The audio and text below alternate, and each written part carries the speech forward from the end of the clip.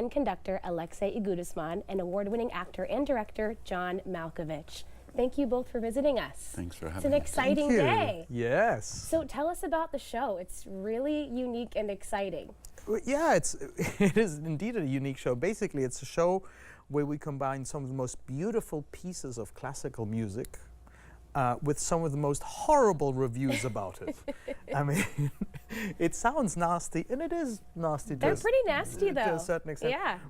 But the fun thing about it, in a way, it actually highlights how great the pieces are and how beautiful the music is through these reviews. Don't you think, John? It's Yeah, so Aleksey proposed this piece to me quite a number of years ago when Aleksey lives in Vienna. I was working there, and I thought immediately that it was a fantastic idea, and it's I think a great piece in a number of ways. First of all, I think it's quite funny. Some of the reviews are really, really funny, and some, of course, spectacularly cruel. But often they're very intelligent and insightful. But as we always say, the thing the critic points out as being particularly, say, worthy of contempt is actually what we like about it. Sure. So the quality is identified, but to some people that's a great quality, but to the critic it's just a terrible quality. Kind of flips everything on its head. Where did you find the bad reviews in the first place? I mean, we're talking about some works from centuries ago.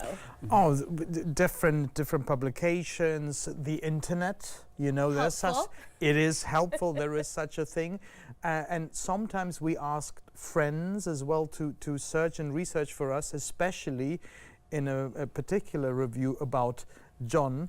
Yes. Because I found a horrible review about John Malkovich. How dare they? Well, we didn't mind. Not as hard as you think. And about something that he did in Istanbul, in Turkey, and I set it to music because I thought it was so fabulous and so funny and so passionate. How much that critic hated whatever John was doing then, and it's kind of, we're also trying to show with this piece that you know, bad reviews, whatever you do, you're going to get bad reviews. Whatever you do, if you do something in the public eye, you're going to be criticized, and that's okay. Yes. Have fun with it, accept it, and that's what we try to do. How long have you been doing the show now? We first did it, do you remember, 2009? Yeah, 2010 I think. Wow. So quite 2010, the great violinist Julian Rachlin, who's a great friend of Aleksey's and mine, Julian Racklin's festival in Dubrovnik in Croatia.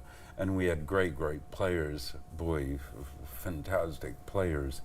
But we only rehearsed it a few days, 4 or 5 days, and then we did it there. And then we didn't do it for probably 10 years. Something or so, like that, quite a few years. Yeah. Okay. And then I contacted them and said, would you like to go back on the road with this? And they said, yeah, sure. And we did, and we mostly played in Europe for some years. Not anything like full time, a few shows a year. But that was the chamber version. Chamber music version. Yeah, which is only 5 instruments. Okay, so now we're talking symphony. Oh, yeah, Oregon Symphony. Oregon Symphony. Yes, How this will be exciting. the first time in America we've done this version. And I've worked with them before. It's a fantastic orchestra. Wonderful. It is We're so lucky to have them here. Oh, they are amazing. Yeah. But also what is amazing is the audience. I have to say that, I have to tell you one instance of me coming to perform to Oregon once. I flew from long distance. I was so exhausted, so tired. I thought it would be my most horrible performance, to be honest. I came on stage. The audience was so positive. They lifted me up throughout the whole evening. It was one of the best shows ever. So I'm counting on them on Wednesday. Okay. Yes, the gauntlet has been thrown. You've been told, Portland. Now, John, you've visited here a lot, but have you performed any shows here? Never. I can't believe that. No. How exciting. Yeah, no, I never have. You know, I haven't performed that much in America, period. Once I worked at a theater in Chicago many years. Yeah. I did a number of plays on Broadway or off Broadway, both directing or acting. But I never toured in America until I toured with a Viennese Baroque Orchestra. We did a couple of pieces in America, not a million dates, but quite a few. But most of our things were in Europe or even South America, a little bit everywhere. But I never performed until we did Seattle with the chamber music. I'd never performed much on the West Coast and never in Portland. I mean, I've been here a million times because my kids went to school here. Yes. But, yeah. We are thrilled that you're here, and Thank don't you. move. We're going to take a break, but you're not leaving us. Okay. Thank you. Hey, you can see John and Aleksey join the Oregon Symphony for the Music Critic for one night only. It's happening this Wednesday at the Arlene Schnitzer Concert Hall. We'll have more information on our website at katu.com. We'll have more with John and Aleksey when we come back. Stay right there.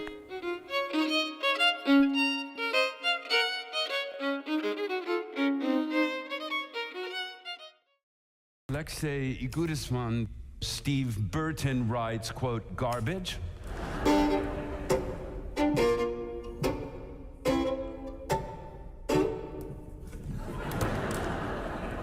I am sitting in the smallest room of my house, and I have your review in front of me. Soon it will be behind me. Thanks for watching Afternoon Live. We are back talking with the stars of the Music Critic, actor John Malkovich, and conductor Aleksey Igudesman. Gosh, we're so excited that you're here. So you've arrived in Portland. Did you both just get here? Pretty I much. came Sunday afternoon. Okay. Today's Monday. Right? Yeah, so yes, Where are we? What day is it? So No, what I was happens coming this from week to Europe, prep for the show with the symphony? We rehearsed this morning. we rehearsed this morning, Okay. which was wonderful, which went great, I hope. And there's plenty of eating. I managed to go to Cannes. We are so thrilled for you. Very happy about You're that. lucky you got a reservation too. It was wonderful. You as well. I'm so glad that Portland has this amazing restaurant, which Yes. John still has to go to. Yeah. We'll get you in. We'll get you a table. We'll make it happen. Yeah, so you rehearse with the symphony, but the show is pretty dialed in at this point, and they kind of know what to expect as well. Well, it's not, I mean, dialed in a certain way because there are similarities between the chamber music Right. one and this one, but most of the music is different. Okay. A few of the reviews are the same, but the music is different. So all the cues and everything are different. That is much more intimate, and it's chamber music. So. Yeah. So there is still Schumann, but it's not the piece we play in the chamber music one. The Beethoven is not a sonata; it's the Beethoven's Fifth. Parts of the reviews are the same, but not the whole piece. Okay. Dialed in, no, and we'll always be tinkering. Always. Tomorrow, maybe today, later when I got time. There's something I want to look at that mostly wouldn't really affect the music. It would affect maybe the effect of it, Okay. the timing. But no, we're always adjusting. Now, do you pick up the baton at a certain point to conduct, and how does that work? It goes beautifully. It does. I have to be among. Look at you! Yeah, There you are. I have to be among the world's top conductors. How fun is that, though? Look, he's chopping away. It's like, Yeah. It and looks that's so me, fun. me looking very disapproving. Like an axeman without an axe, without a chainsaw. The Texas Chainsaw Massacre without a chainsaw. Exactly, with a baton. Yeah, well, conducting, I'll just tell you, is a little more complicated than it looks, believe Yes. it or not. It's not just swinging your arms around and looking Not very so graceful much, doing yeah. it, right? Not just, no. Yeah. Does that validate you when he says that? Well, yeah, sure, but you know, I wear many hats. He's a Yes. musician, and they can be quite they can be quite nasty about conductors. Interesting. Oh yeah, Tell absolutely. me more. Well, the thing is, the question is a conductor necessary? Of course, a conductor is necessary, but there are different theories. And part of the Music Critic, the show, John actually asks that question, and he quotes many articles which claim that any monkey can do the job. Oh no. So, and then he goes to prove it. Okay. Yeah. Okay. Yeah. So do you both have a love of music from childhood? I know for you it must have been very early on in your life. Yeah, I was basically forced into it. It was child's labor. Child labor. Here's a picture of you. Oh, how fun. Oh Look my at goodness. that. How gorgeous. Oh, wow. Yeah, me and my mom, my slave too driver. cute. No, she was wonderful, but she is a musician, a pianist, and my father was a violinist. So it was very much like you have to practice. But in hindsight, I love it that they did force me. And you grew to love it Absolutely. for yourself. Oh yeah. What about you? Was this part of your life as well? Yeah, but not really classical music. My parents loved music, but I would mostly listen to this sort of, they were in the swing generation, really, kind of 40s kids of the, in their 20s and the 40s. And so they like kind of Sinatra, Dave Brubeck jazz and that kind of music. And they liked pretty well folk music. So they liked it, but I didn't have any classical music background. I played the guitar and sang, which is how I made money in college. But I really only started working a lot with classical musicians in the end of the first decade of the 2000s. Okay. And now I've probably done at least 8 collaborations with classical music. It's a big part of your work now. Huge. The majority of my work is with them now. That's so fun. So you mentioned earlier this little theater in Chicago, which we have to take you back to. Steppenwolf, you were one of the founding company members. Look at this photo. Look at you young kids. Do you remember how old you were at that time? Well, I was probably 23. Wow. I don't think it was the first summer. I think it may have been our second summer. So I would have been 23. I saw the poster for the Connors right outside. Yeah. That's Gary Sinise. Yeah. To my left, that's Laurie Metcalf, who was in Roseanne and the Connors, great actress. In the center, but back, that's Joan Allen next to her. Jeff Perry's down in the right, Moira Harris, who's Gary Sinise's wife, was a wonderful actress. Pretty incredible that all of you were there at the same time. Did it feel magical in the moment? Could you tell that it was really special? We were just trying to survive, really. It was kind of mid-70s, not a great economy. When we told people we were starting a theater up in a suburb of Chicago, the general response is kind of, so you are as dumb as they said. Okay. But we were just kids from little podunk towns in the Midwest, in Illinois mostly.